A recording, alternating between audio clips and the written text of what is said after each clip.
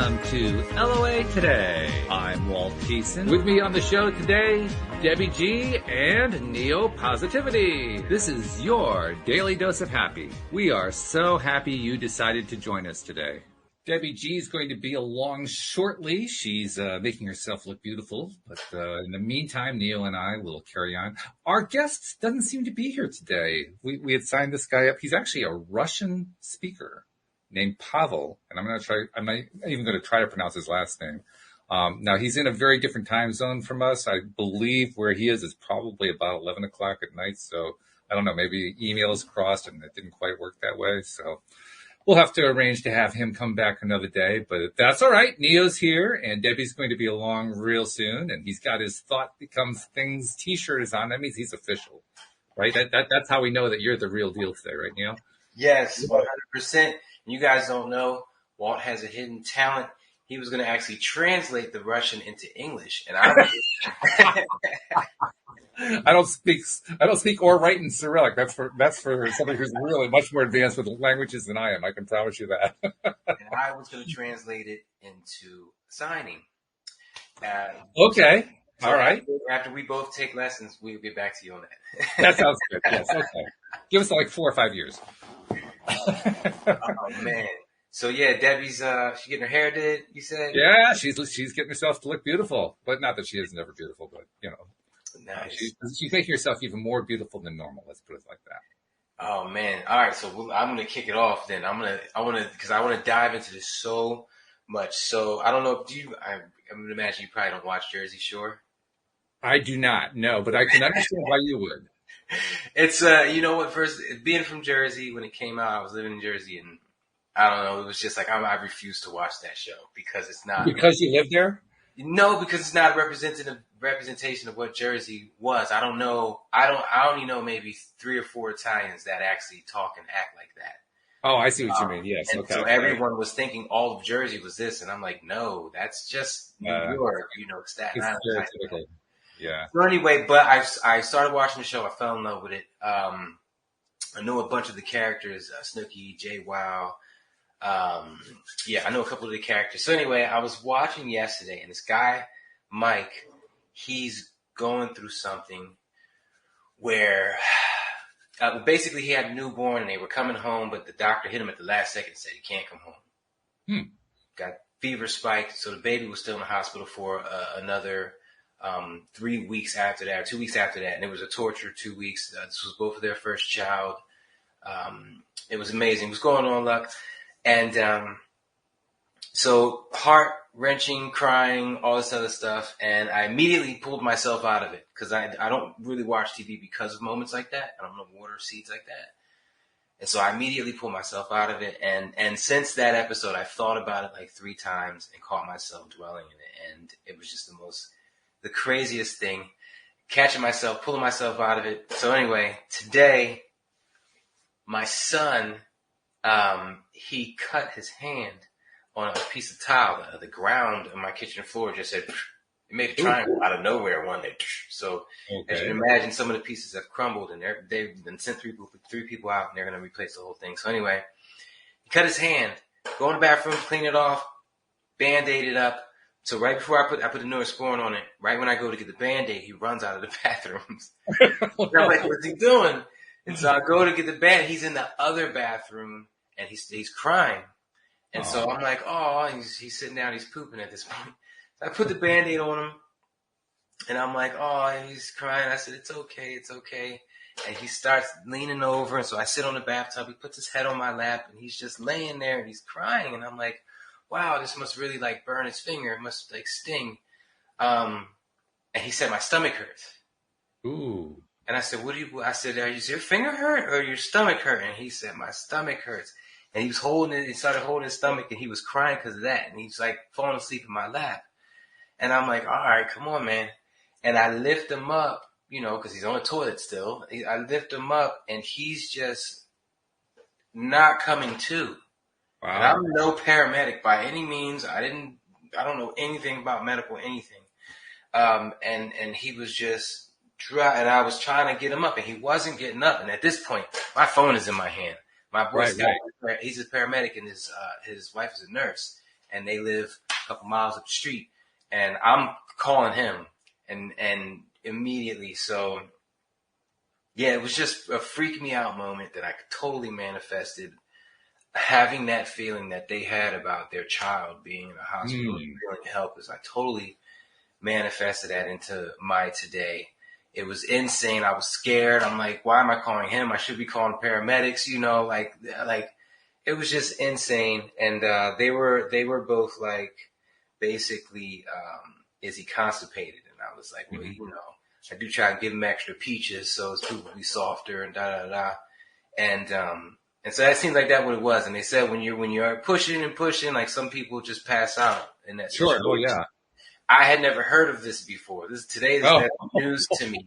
So I thought something was, my mind was just, neopositivity was put to the test today. 100% to the test today. And, thankfully everything's cool. But a parent with a bunch of kids that have been through this before could chalk it up to, that was nothing. He was just overreacting. But you got to understand, my mind frame at that point was something a lot worse than that. For me, the reality was something different. So taking my head to the place where I took it was definitely, I did good. Right. Last time I was in a situation like that, my daughter had got rear-ended, and on the way home, I hit live. I was following her in my car, and she was in her car, and the cops did everything. And on the way home, I went live, and I was just like, I just gotta, show you guys when shit happens, stuff happens like this, you can't just go into freak out mode. You gotta just kind of, and so that was different following behind in the car, but this was different holding him up as it was hard to wake him. So yeah, it was a whole thing, and it was terrifying, but on the same note, it was a reality check. There's a book called The Science of Getting Rich. It's on my list of things to read from the last summit. Yeah. You read that one? Oh yeah, that's the one that Rhonda Byrne used as the basis for The Secret. It's a heavy read, no doubt. If you haven't read some shit before, you're gonna go back and rewind a couple of things. And if you have Audible and you're listening to it, you slow it down so he talks at half the speed. I had to do that once. He's like, that's a good idea. Yeah. A thought is a thing, and if you go through that thing, then it's a thought. But if it's not a thought, it'll be a thing next time. Shall you pass the thing text? It's like, what the? Part of it, most of the book is like that. So anyway, very good, by the way, for being able to repeat that. I have to give you credit for that. That's not an easy thing to repeat. That is not how it went. I just made that up. That doesn't make any sense. But he was some of the foundation, so much of what he's saying I was already doing, and I love reading books like that. Most books that I read, self-help type books and stuff like that, or I listen to an audiobook. I'm like, yeah, I'm already fitting in 90% of these categories, so I just have to tweak 10% of what I'm doing. And we got to that point in this book, and I was having hard letting go of planning. Mm. That book is really good at getting you to let go of planning, because it makes you think your plans aren't, like you're spending, that's the wrong headspace to be in. You're very counterproductive to letting life flow if you're planning. And it makes sense. It makes sense because when you're thinking, you're proactively manifesting your future, whether you're thinking about the future or past. But when you're present, that's when they say you're letting God's plan unfold. And if you ever want to make God laugh, tell him your plan, because his plan is so much bigger than yours, or the universe, whatever you want to call it, is so much bigger than yours. So being in the present moment, not planning for future or past events, is letting the universe's plan for you unfold, which is bigger than yours. So it's the better thing to do. Why would you spend time in any other headspace?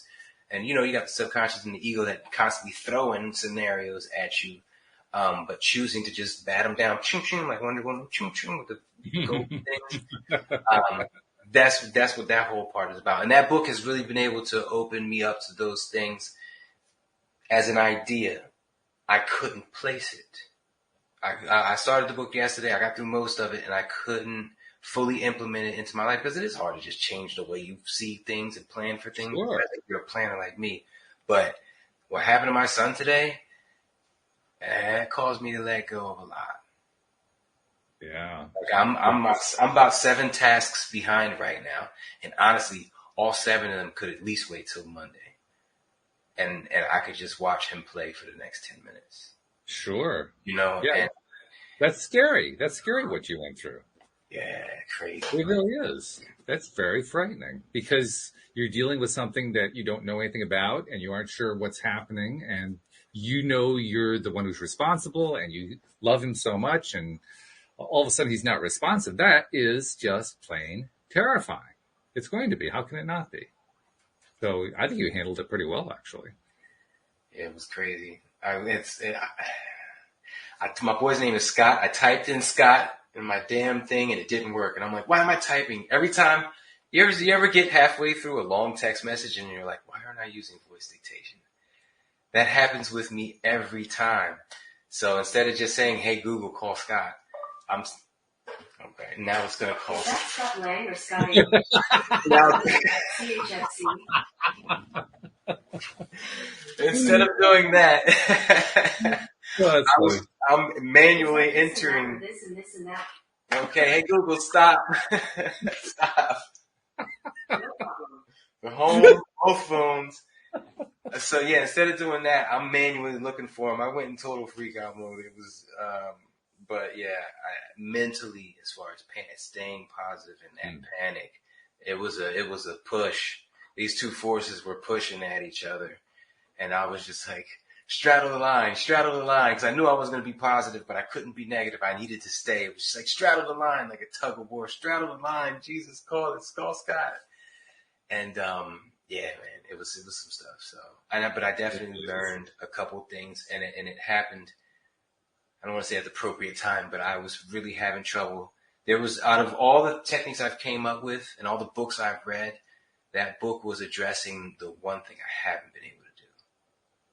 And it's like, ooh, bite your nails. Is he going to get to it? Is this next sentence? Is the next chapter? Does he even touch on it before, really tell me how to get through it before the book just ends and he leaves it up to me to figure it out, like a lot of other books do? And it was that really changed everything.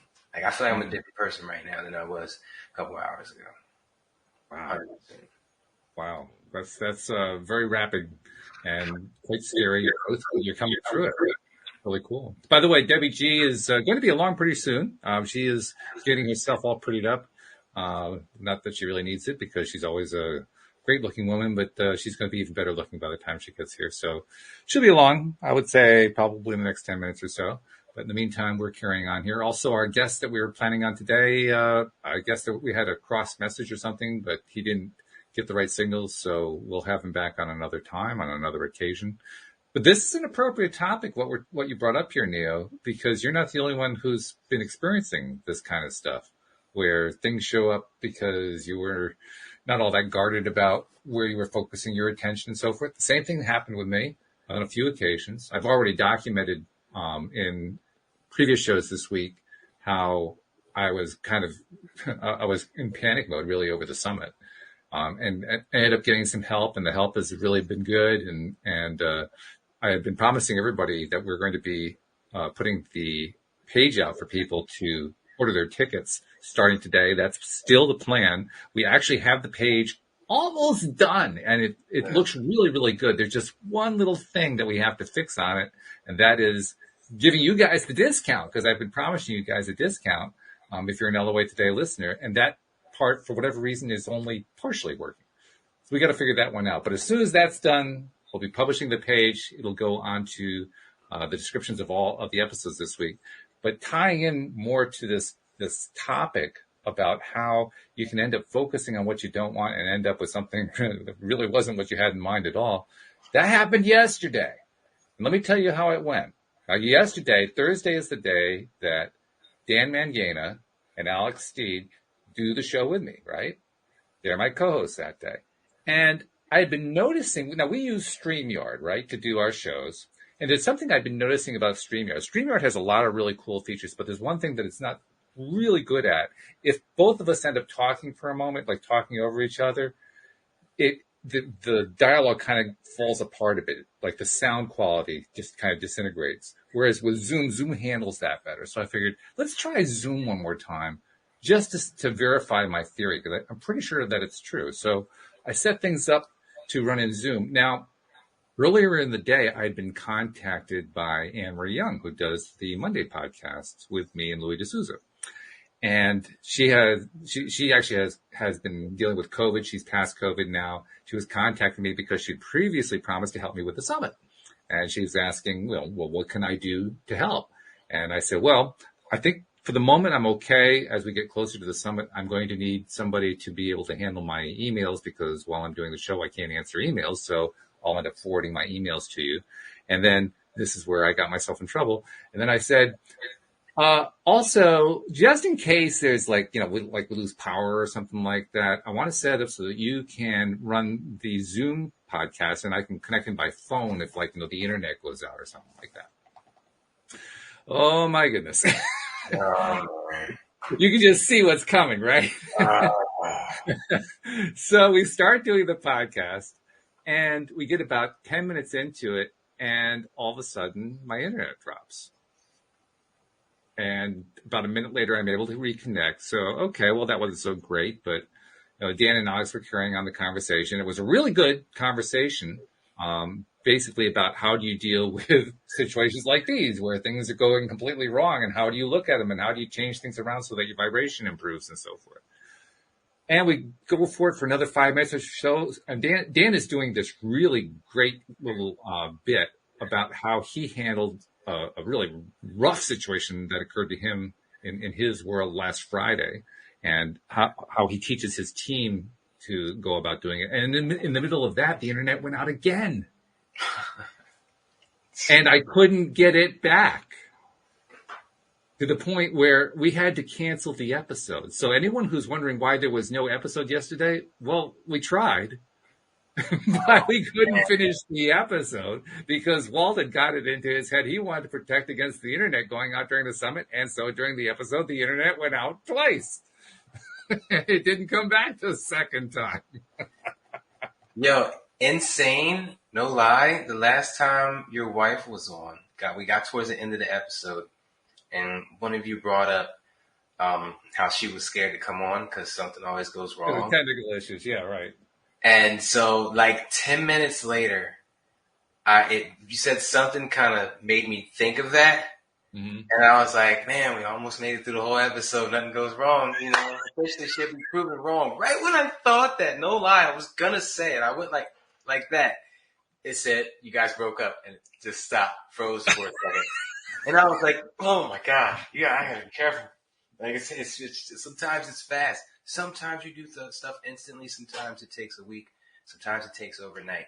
That's not for us to decide the time frame and when we manifest. I always say we're on God's time, on our dime. And by our dime, I mean it's our energy to spend on what we want mentally. I spend it on stress, drama, happiness. But in God's time, it'll happen to you in the universe's time, whenever it's ready to happen to you. And sometimes it's instant. And that is a reminder to be vigilant. Mm-hmm. That book, The Science of Getting Rich, he talks about spending every waking moment of your life in the reality you want, not the reality you're in. And that involves looking at your toilet while you're taking a pee and seeing it as a different bathroom, a bigger bathroom, a better bathroom, a golden toilet, if that's what you want. But every movement, every motion, everywhere. I'm at this computer. This is my mega computer. There's not 3 screens. There's 6. And it's a $10,000 setup. Like that. And carry that through every single part of your life. Now, I've never heard a book repeat thoughts become things so many times without saying it. But the whole first half of this book, that's all he said was thoughts become things, thoughts become things. It's 50,000 different ways. But it gets juicy towards the end. And I haven't finished it yet. I think it starts to get real juicy on chapter 11 or something like that. But yes, the book is playing a key part in this transformation I'm experiencing right now. And like I said, I just started doing it yesterday. But the part that I was not able to publish, obviously, was the part that we actually did record, but it was not a full episode, so I couldn't publish it. But Dan was doing a really interesting piece about how to deal with these kinds of situations. Because let's be honest, our focus is not perfect. And nor should we beat ourselves up when we're not being perfect, because that'll just put us more into the negative spiral stuff that we don't want to be in the first place. But he has this really interesting approach, a really good approach. You should send him an email, see if he can get on this real quick. Yeah. Because if I know Dan, if he's not super busy, he'll come on and share 5 minutes. Oh, he will. But if I know Dan, and I do in terms of what he's doing right now, he don't have 5 minutes. He is like, this guy has done, just like in the last week, he did like 8 television interviews here in the U.S. Nice. Nice.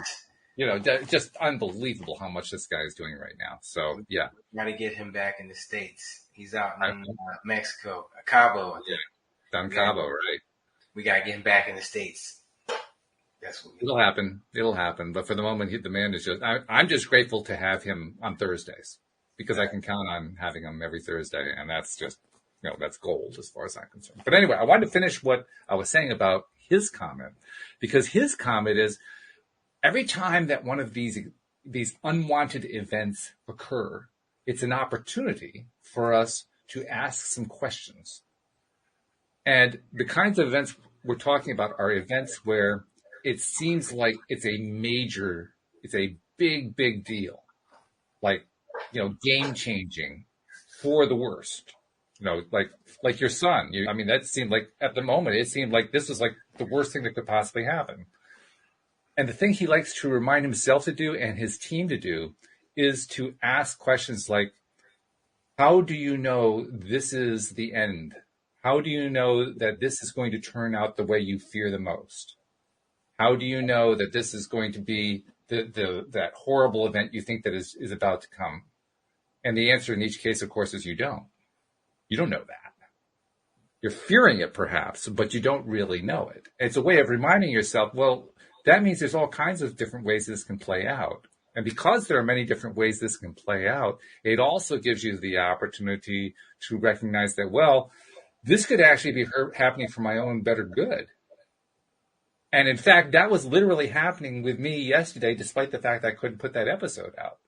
Because one of the things that I was learning is that there were a couple of things that are relatively new in Zoom that I didn't know about, that I need to know about and take into account before I start my summit next Tuesday. If I hadn't had this event, I wouldn't have known about that. And I would have gone into that summit and realized in the middle of the summit, oh my God, I've got this issue I didn't know about. Now, could I see that at the moment that the episode was falling apart in front of my eyes? Absolutely not. Your world was crumbling when it was just a stepping stone, a little bitty stepping stone. Yeah. And so, I mean, not to make light of my situation, I've been trying to shake the constant planner in here. Mm-hmm. I've been putting tremendous amount of effort towards that for years, and it wasn't until the last month or so that I've actually been able to crack the mold. Crack through the mold, I should say. The muck, the slime trail is hardened into a mold. Yeah, right. Move through it. But that today was the chisel. Today was the chisel. And just like you, to find out it was constipation when I was going elsewhere with it. And just so you know, Dan, you're welcome for giving you that idea. That's my idea. Okay. No, I can't say Dan didn't know it before me, but that's definitely how I get through things. But I was using that before I knew about the law of attraction. On every foot chase I've ever gotten into, down dark alleyways that I know this guy has a gun. He had a gun on last time I locked him up 2 weeks ago. That's how I got through them.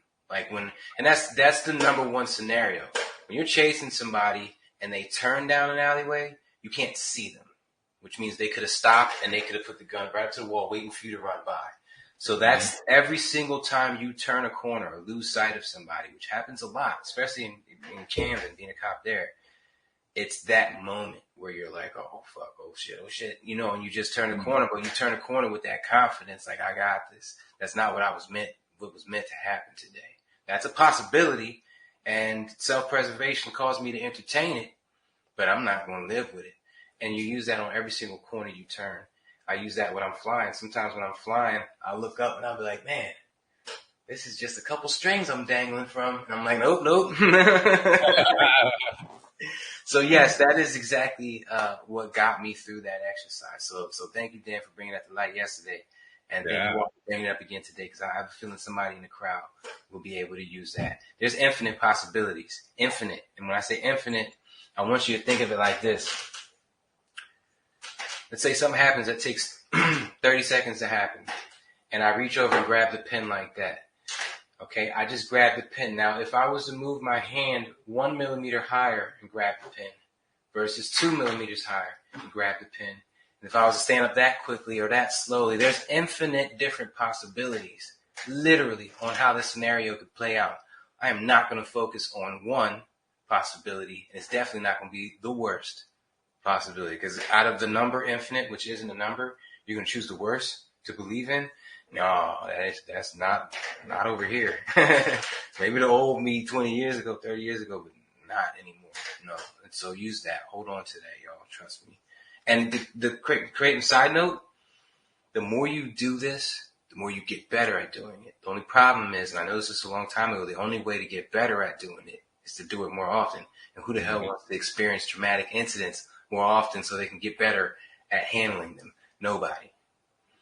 And so it's not something you want to practice, but every time you have an opportunity to practice it, you need to take advantage of it for the health and for the better of your future. Because to take a scenario like that and make it even worse in that moment and believe in the worst and manifest the worst, no thank you. Well, there's also good news there, too, because most of the situations that we encounter in life that we don't like so much aren't life and death. Most of them aren't that, there's the guy around the corner holding the gun waiting for us to come around the corner routine. Most of them aren't your son's passing out, in the bathroom. Most of them are like little things. And I'll give you an example from my own life very recently. As I was dealing through my little meltdown last week, and reaching out for help and so on and so forth, I was using a lot of the practices that we learn in the Taya community about how to get yourself into a better place. And in the process of doing that, I realized, well, I still have to put a lot of time in on this. I can't stay away from this project for too long because it just will fall apart if I do that. I have to give it attention, but I also have to give myself some mental health moments. So literally for Christmas, my brother gave me one of these Oculus setups. But I'm not into virtual reality. I don't really care about all those kinds of things. So I ended up trading it in and putting in a little extra money and getting an electronic piano keyboard, because I haven't played piano since I was a kid, but I've been wanting for the longest time to get back to it. So a lot of listeners are saying, are you kidding? You should have kept the virtual reality, but that's just not where I'm at. So anyway, I have the keyboard set up. It's actually behind me.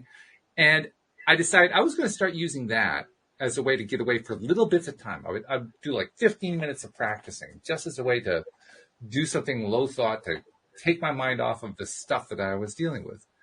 And so literally I sat down and I started, I haven't even gotten back into piano playing shape yet. I've only had the keyboard for about 3 weeks.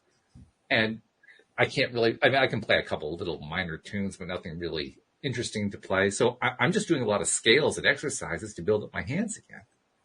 And so that's what I did. I sat down and I started doing scales. Now, when I was 12, 13 years old, that was like pulling teeth. That was like going to the dentist and getting your teeth drilled out. Yeah. That's how much fun that was, right? You would not believe how fun scales are now. I can't believe how fun scales are now. And I realize why it is. Because I can do it. Yeah.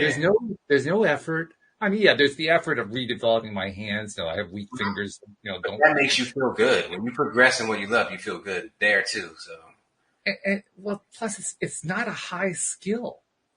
It's not like, it's not like rocket science. It's not like surgery. It's not like, so many things that require intensive concentration. Yeah, there's some concentration, but it's relatively low key. When you're a kid, it seems high key, but when you're an adult and you've been through some pretty rough stuff, that seems relatively mild by comparison. Especially because you as an adult, I guess you realize more that you could just stop playing whenever you want. Yeah, sure. As a kid, you're like, I'm doing lessons, my parents are paying for it, or it's frustrating. Why can't I remember things? Right. Or be able to remember like everybody else. If you have memory issues or like, you feel like you're dyslexic. Like I always felt like I was dyslexic. But the key in what you were saying, the ego thinks you're going to die in every argument you have if you don't win that argument. Right. That's why when you let yourself sit in autopilot and it just goes, ends up saying things that you don't want it to say, some things that you can't bounce back from, and you cannot just have diarrhea of the mouth. The secret calls it, being a watchman at the gate. The gate is open. All these ideas are just flooding, and sometimes you got to shut it down. Whoa. Mm-hmm. That's not coming out of my mouth. What am I doing? Right. Dissociate from it and detach. So that's something you got to realize. There's things going on inside of you automatically that you might just have to deal with. And I love that you mentioned the ego too, because I had a couple of ego moments this past week, including when I reached out for help. Because by Sunday I was a mess. I was a wreck, and I've talked about this on the show, so I won't go into that a whole lot more. But I needed help, and so I actually reached out for some professionals who had already done this kind of stuff before, hired them, and asked them to, help me rescue me from my own mess, which they've been doing. And one of the first things that happened was one of them gave me some feedback on the various social media pieces and graphics and so forth that I've been using to start promoting this thing in advance, because I've been doing some teasing kind of promotion leading up to it. And she started telling me all these things that she thought was wrong with it. And my ego didn't like that at all. I mean, my instant reaction was, oh, jeez, all this kind of stuff. And then I recognized that it was the ego. Yeah. I realized, oh, yeah, that's my ego, isn't it? So I took another look at it and reread it again from that new perspective. And she actually had some pretty good points now that I was looking at it more carefully without the ego in the way. She actually had some valid points. I didn't agree with all of them, but that's okay. What was useful was that she was making some suggestions that made me think about it differently. And if I was willing to let my ego get out of the way and actually evaluate what she was saying for what it was, I'd get some value out of it. And I did. I got some really good value out of it. Plus, that's what you're paying her for. Well, yeah, tell me about it. And I hate to say it to you like that, because I do the same thing. Oh, yeah, it's so easy to do. I like that color. I like using it. Black isn't friendly. It's dark, and I like using black. It shows, unlimited possibilities. You fill it in with what you want to fill it in with, but they frown on certain things. So I definitely feel you on that. I want to ask you this. I've never asked anyone this before, because there comes a point when I was giving my big speech in October in Miami. They have this speaker coach she's the best in the industry, basically. She's their top celebrity in the dental world. Her name is Catherine Eitel Belch. She's speaking at the next summit and the one after that too. Oh, wow. But she's the big one. She's the big name. Everyone who gives speeches and wins speeches or, books gigs, they all go to her as a speaking coach. I did not, because I felt like someone outside of me was going to have me walking down a path that wasn't 100% me. Mm-hmm. And I know that in the past, I've been most successful when I give 100% me. Specifically for this speech that I was just doing last weekend, or supposed to do last weekend, it's postponed to the 1st. For that speech, I wasn't even content with my speech. It had all the information it needed. I just couldn't figure out what was missing, and what it was missing was my stank. I needed to put my stank on it. I needed to make it my own. And so I avoid going to coaches and stuff like that, because I want to give my own. So what I want to ask you is, in that moment, when you got an expert in their field advising you against your creation or parts of your creation, at what point are you like, nah, I'm going to keep this? And so where's the divider? Is it something you feel, something you think? Do you meditate on it? That's actually where the rest of the week went. What you just described. Because once I got my ego out of the way, now the question was, okay, which of the pieces of information that my two people who are helping me have given me are the ones that I want to implement? And which ones are the ones that I don't think really actually work with what it is that I'm doing? And the key there is letting go of the ego so that you can do that honestly and with what you know to be true. Which sounds so contradictory. I mean, isn't the ego the one that's looking out for you? Well, in one sense it is, but more precisely what the ego is doing is it's trying to keep you in the same place you've been in because that's safe. And it's also trying to defend the things that you already decided for yourself whether or not they were actually serving you. Because we think our ideas are sacred deep down inside because they're Yeah. our ideas. And for how dare they come and Right. offer a different opinion. Yeah, we got to step out of the way of that. I Yeah. mean, but I admit that's what I'm saying. For me, if I have a flyer and it's got 10 elements on it and they want to change 8 of them, I'm open to it. However, the ones I like, the ones I look like, yeah, that one's right there. Leave that right there. That's how I know. When my face goes like that, that's how I know that's staying there. When I go, oh, okay, all right, I see what you're saying. All right, move it around. Let me see what it looks like. Yeah. Then I know I'm open to it. So use that feeling, that joy, that love. Don't, and it sounds kind of weird to say this, but don't worry about what everybody else thinks. If you love that heart up in the corner instead of in the lower right-hand corner, leave that heart up in the corner. In fact, here's a great way to do that, to do exactly what you're talking about. If you can get your ego out of the way, and once your ego is out of the way, then identify what it is that you've loved, you got it. Boom. Because now it's easy. And there's no ego involved. There's no fighting for protecting yourself or defending your viewpoint or anything like that. I mean, that actually happened with these two women. They're both designers and they're also marketers. They've got some very good skill sets. And one of them in particular, actually both of them in different ways, they were suggesting that the overall graphic feel that I should be going for was a bit subdued. And the reason that they thought that was true was because, well, the way one of them expressed it was because of where the country has been the last few years, through the Trump era and so forth. There's this huge, strongly divisive feeling where people are, not trusting anything that's going on and so forth. So you have to kind of take more of what they call the Brene Brown approach. Just calm down. This is just about you right now. This is, just get all that other stuff out of the way. And, there's validity to what they were saying there. But there was also a problem with it that I realized. And the problem was from the very beginning with Elevate Today, my goal has been to make it all about your daily dose of happy. And I wanted that to be reflected in the graphics too, and in the photos that I use and the images. I want it to all be really positive and nice and not glaring, but bright and cheery and, pastelish and all that kind of stuff. Yeah. Stuff that feels good, right? And that wasn't the kind of color palettes they were talking about. So I had to ask myself, once I got the ego out of the way, which way do I want to do this? And I said, no, I want to stick with what I've been doing. I know, and the way I expressed it to one of them was, I get the feeling for like the last 10 to 15 years, designers of all kinds, not just graphic designers, but, clothing designers, fashion designers, any kind of designer you can think of, have all been pushing what my wife would call the borderline approach. And the borderline approach is where everything is in blacks and whites and harsh reds, basically color schemes that scream, look at me, don't look at anything else, look at me. And I think the population's exhausted with that. I think we're just like emotionally drained from it. And literally the person who put together my sales page, my registration page, she was using a kind of a subdued version of that color scheme.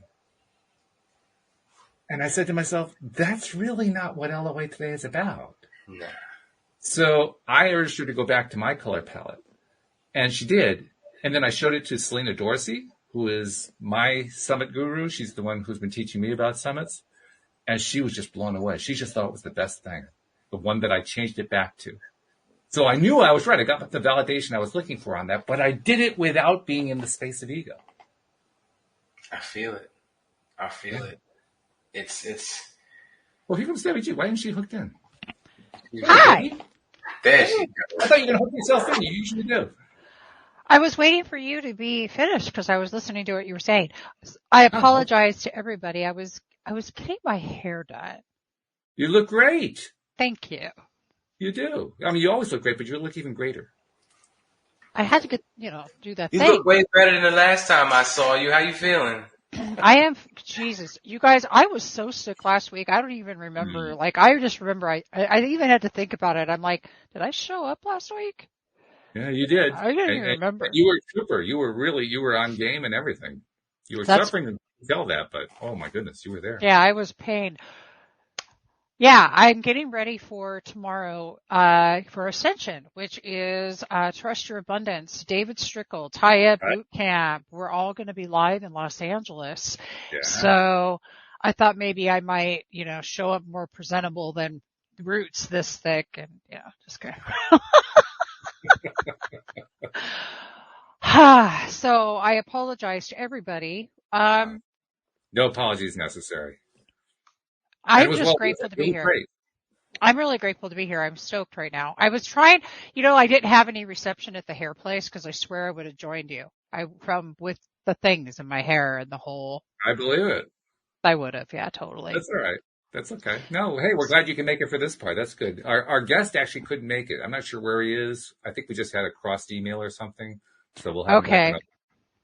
But Okay. it's been all good because Neo and I have been talking about a few things that You make me basically. smile. Yeah, that's great. We love ABC. I love it. It's We gotta awesome. let them know. We gotta let them know what the hashtag. You know what I mean? That's true. That's true. So, okay. So what you've been talking about? We've been talking about what happens when things go wrong. How do you deal with it? What's the experience like? How do you come out of it? Because we both have had experiences like that within the last few days. Neil was telling a story about something that happened with his child. I've had some experiences in getting ready for my summit next week. Even Dan Mangana was talking about it in a show we were trying to record yesterday's show. We never actually finished recording it because of a long story that I won't repeat, but basically I lost my internet in the middle of the show. So that just kind of fell apart. But once Okay. again, it was an opportunity. How do you deal with the situation that you really don't like the result of?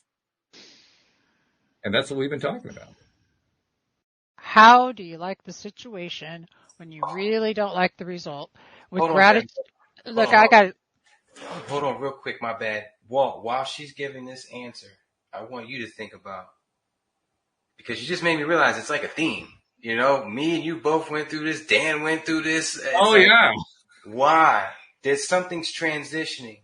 Yeah, Mercury Why? retrograde, great. And we got 3 planets. I look, no, really, honestly, it's a collective energy, Neo. You're on point to question the big why. There's a couple things I'm going to bring up to you guys that hit me really hard. And this has to do with exactly this. When things aren't turning out the way that you think that they should turn out. Well, that's that expectation to something, right? We all know that. What if it's possible the universe knows better than we do? That's exactly what we were talking about. I don't know. Because no, that's what I got to say about that. And then the other thing is this. The other day I was in the shower because I don't know about y'all, but I'm going to give you a little tool. The shower. Washing away anything that's not serving you. Choosing your time in the shower to really let that water just come over you. And really do some deep reflective moments. Something about water and that cleansing, it just works. So here's what happened. Joe's had his house up for sale in Pear Blossom for a minute. There's been some conflict with that. And like there is in life, because life just likes to give us fun little things and adventures. I'm in the shower this one day about 3 days ago, and I'm thinking to myself, I just, whatever happens is whatever happens, whatever. I need to trust this process and trust where I'm at. Remember, trust your abundance, but also trusting that everything is exactly the way it's supposed to be, because if it was supposed to be different, it would be. And my inability to accept the shit as it freaking sits is my problem. And maybe if I let go of that, I might just open the door up for some big magical manifestation. And I kid you not, I hung up the phone and 10 minutes later, Joe calls me. Y'all ready for this, right? The house has had an offer on it. It's in escrow. Woo! That was the first thing. Now, is it turning out? No. Is it an experience where maybe there's some people who aren't thrilled about the way everything is going? Yeah, probably. But is it supposed to be the way it looks right now? Even with the bumps and the icks and the things and the this and the that. Can we wrap our head around the fact that even when it doesn't look optimal, that it is optimal. And when we change our perspective, so I did it again. I changed my perspective about something else, about money. Cause I get pissed about, you start talking to me about money and lack, and I literally will get like, don't speak to me. Don't talk to me. That's not in my reality. Like, I get miffy about this. I'm like, I work too hard for that, damn it. But the fact of the matter is that really what that is me pushing away wanting to deal with reality. My reality is this. I remember 3 years ago, not knowing where I was going, not knowing what was going to happen, and going, this is an adventure. So I did it again. Yesterday, all day long, I stayed in appreciation. All damn day. I just kept going, man. And I mean, for real, like, I look around my life. I have zero to complain about. I live in the most beautiful town, I swear, in Southern California. I love this place. I have the most beautiful people in my life. What else? How could I not be in appreciation? And I wake up this morning to money. And I said, because that's how that works. Now, there's intentional actions that are always taken, but that, and every day we take another action, but I was just, it's the way it works. The law of appreciation is the only factor that there is. And if stuff's not unfolding for you the way that you feel that it should be unfolding, maybe you're not right. Or maybe there's no right or wrong though. Well, there really isn't. Right or wrong is humans apply to it. But more precisely, and right to your point, I think you're exactly dead on. The challenge is, despite the fact that we really don't see it when we're in the middle of it. That's something Neo and I were talking about 20 minutes ago. When you're in the middle of the crap falling apart, you can't see where that grand plan is. You can't see how it's working out for your benefit. And that's the time when it's the hardest, but it's also most important to see if you can find a way to just believe anyway that there's something going on there that's for your better good. Right. And I love life's ultimate test. Every single thing that happens to us, there's one question that's always asked. Can you stay positive in the face of the whatever? Adversity. Negative, neutral. It could be positive, because remember, I always talk about that. If everything's going great for you for a week, you kind of get numb to it. So can you stay positive? And you get good news and you're numb to it. Can you stay positive in the face of the positive too? It's beyond positive, dude. It's positive. I love that, but it's even beyond that. It is in deep, grateful beingness. Like, I mean, I'm talking about grateful beingness that your heart and tears come to your eyes because you can't believe you're even on this planet still breathing. Kind of deep, grateful beingness. So you're talking about total appreciation. All right, look. This morning I wake up to the news that a really good friend, I mean, we're talking somebody I have known for a long time, passed away. Mm. His name was Merk Richardson. Murky. He was the bass player in a band that my best friend's Joe, his name's Joe McMahon, was in for years. And we used to go see this guy all the time. You know, one more person has now left this earth. If anything is going to snap people to, it's the fact that death is you're all dying. If somebody says, well, I'm afraid of death. Well, tough shit. You're dying. What do you want me to say? You're not going to make it through. Literally. How do you want that process to look for yourself? I'm going to tell you, I started off easy when I was in my car and I'm driving down the road and I have to shift directions because this street's blocked off. I'm not going to keep going where it's blocked off and it's a dead end. No, I'm going to turn. Am I going to be thrilled that I have to now make a detour? Yeah, I am. Because this is how that you start becoming okay with life's detours. Life has detours. You're going to hit roadblocks. You're going to see it's like playing the best video game of your life. You've got to be on your toes. Do you get out of the car and bitch at the road workers and say, what the hell? Why did you put a block in my way right now? Can you please, I have never, not one time, got out and yelled at a construction worker to ask them why are we yelling at the universe who's constructing our life for us that we've asked the universe to show up and do, but we're going to bitch about the things when we're getting shifted direction. Is it possible the shift of direction is because it is for your best and highest good? Even if you can't see it, maybe it's none of your business to see it. Gotta let go. Is that a heightened level of spirituality? Because it takes something to be able to do that. Not everybody's going to be able to do this. Would you call that? I know it's a heightened level of awareness, self-awareness, but would you call that maturity as well? Like being able to do that, does that make you more mature? I think so. I just was asking.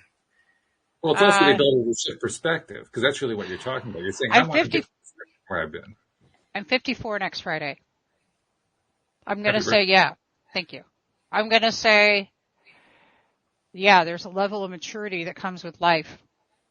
But there's a level of appreciation. Look, if anybody says, no, I gratitude, blah, blah, I'll be like, no, I'm walking, living, breathing proof. I know it sounds simple and I know it sounds easy. And it's like, well, no, but you're spiritual bypassing. Oh, no, you're not. When you can be appreciative for the life that you have right now, for everything, including the detours, everything goes into place. And it's not just lip service, you guys. You've got to really get in there and you got to do it. You've got to feel it. Is it a heightened level? Neo, well, I've almost left this planet a couple of times, not by my choice, but by by the fact that my body couldn't handle a surgery I had, I mean, put me in ICU for 4 weeks. That's pretty intense stuff, When you look at, I remember being younger and I remember like people would get sick or people would die and you always think that's not me. Well, now here I am in my 50s going, I'm in my last part of my life now. When I'm looking at these young 20-year-olds, this is our future, y'all. We are the example to that future. And we're going to teach them what? How to stress out when shit doesn't go the way we want it? Or are we going to teach them how to flow? We're going to teach them how to absolutely allow life to present them with the presence of presence and to give us what we are here to really do. And that's just be truly in bliss and happiness. There isn't any other way to do this, you guys. Mastery, whatever, I call it living. I'm choosing to live. One thing I love about Merck is he lived. He lived. He lived. I was looking for my phone just now. I was going to show you all a picture. He lived though. He'd hop up on stage with his bass and he loved his bass that he got that it was like the Beatles bass and he'd play that and he'd sing like freaking AC/DC and he'd rip it out. But he lived his life. And in these last few years, he and his partner he traveled all over the United States in an RV. He was hanging out with he was embracing and living his life. There just isn't anything else to it. You're going to not make it out of here alive. You're not going to do it. How many other ways do I got to say it? You're going to die. Well, there's another way to say the same thing. The other way to say the same thing is he lived, like you said. He lived. And that's celebrating. Well, somebody said earlier, like, oh, I can't have, because death, that's just such a bad thing. How is it a bad thing that you're leaving this body and going and how is it a bad thing that you're leaving heartprints on this planet and that people are going to remember the being that you were here and talk about how beautiful you are? How is it a bad thing? I think people feel like they're going to, because I for one don't fear death. I haven't in a long time. I don't think I ever did, honestly. But I don't want to experience missing my loved ones. But I came to the realization that kind of makes more sense that, like when you wake up from a dream where you had $100,000 cash and you wake up and you're like, oh man, and then it doesn't hurt you anymore. It's just like it's gone. It was a dream. I kind of think that when we wake up from this realm, when we transcend from this body, that's what'll happen. All these things that we're holding on to, everything that we're holding on to is we're going to look at like that money and just be like, oh, it's a dream. And then whatever we do from there, happens from there. Nobody knows, but it kind of makes sense, to see it that way for me. I think You that makes guys, sense. I would add to it that when we understand well, it's lack of understanding of how everything works, how we are, where we come from, that I think causes most of the fears. I'll let me turn it around. I'll speak for myself. That's where the fears came from for me.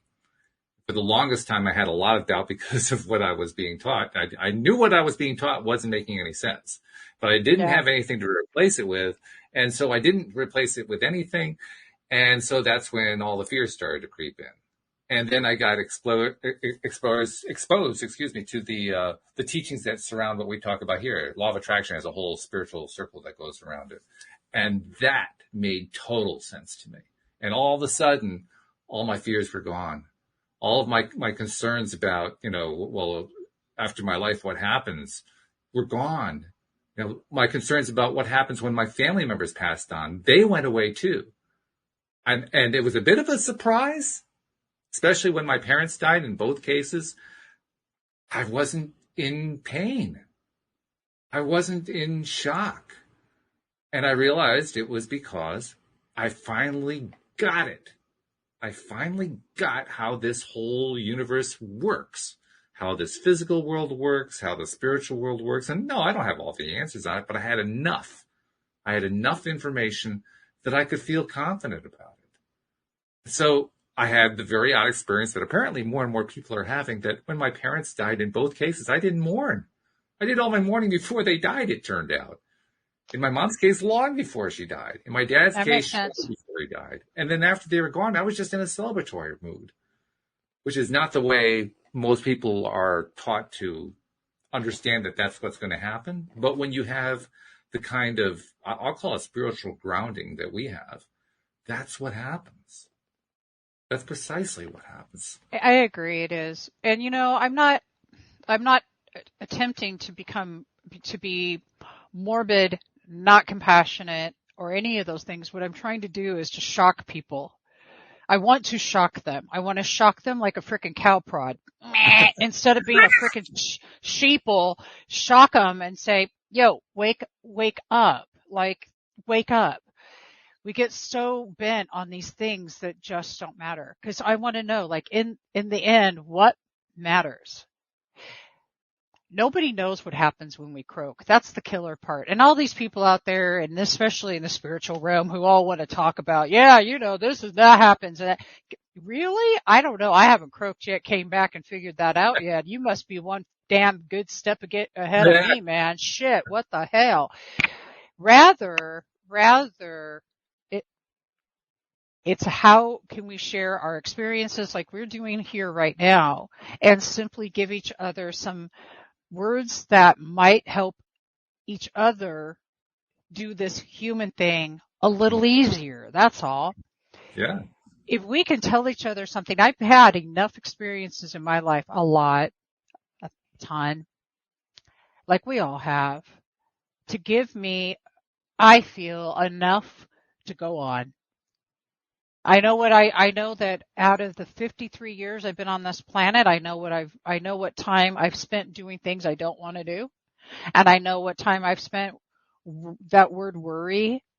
Worry is it's your nemesis. Worry itself not only that, but worry will kill you. Oh, yes. Speaking of death, it'll kill you. Mm-hmm. Walt, I know you're getting ready to do the summit. I kind of caught that you had some things going on. Doing summits is so much fun. When you're actually there and you're in it and you're doing it, there's a lot building up to it. And the best thing I ever did was when I do live summits, or I do them online here, I mean live in person, or I do them here, is loving the process. And everybody's getting together because we're all there to build each other up and to give each other support and to give each other a word. A word. I mean, honestly, look in the mirror and be proud of yourselves, both of you, for doing summits, for showing up in the world and providing a space and an opportunity for people to come in and listen to those words. Damn right. Pat yourself on the back. You deserve it. Well, I'm going to give you something, Debbie. I'm so glad you said that, because it reminded me, and I forgot to do it myself just because there's so many mental exercises. When you got those annoying phone calls that you have to make, when you got those speakers who don't fill out the registration form, I can't believe Probably me. Yeah.